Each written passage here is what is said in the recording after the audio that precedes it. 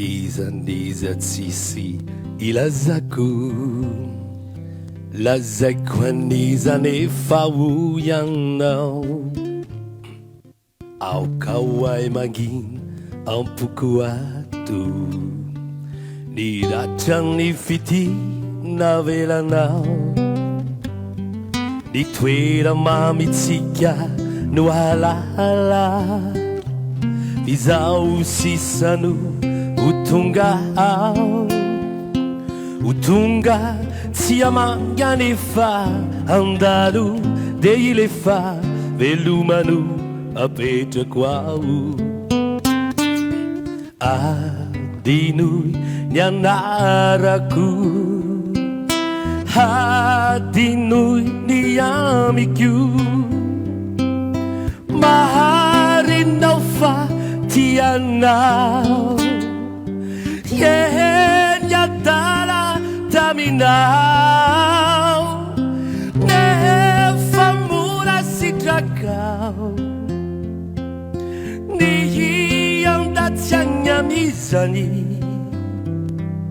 tsy magnino nalazao, nefa ho iaho e adinoy ny fitiavako.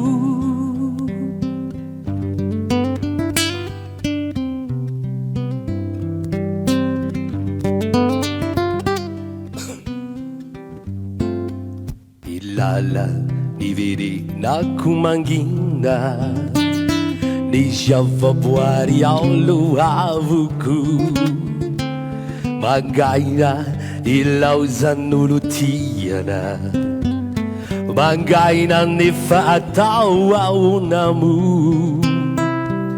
Raha misy feko mety horenao, aza mierikerika intsony, ako sisa mantsy reny, nofinofy fatsy teny, ny lalanao no tanterao.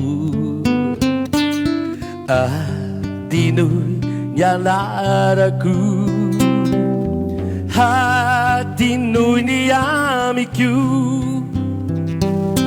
maharinao fa tianao, eny adala taminao, nefa mora sitrakao.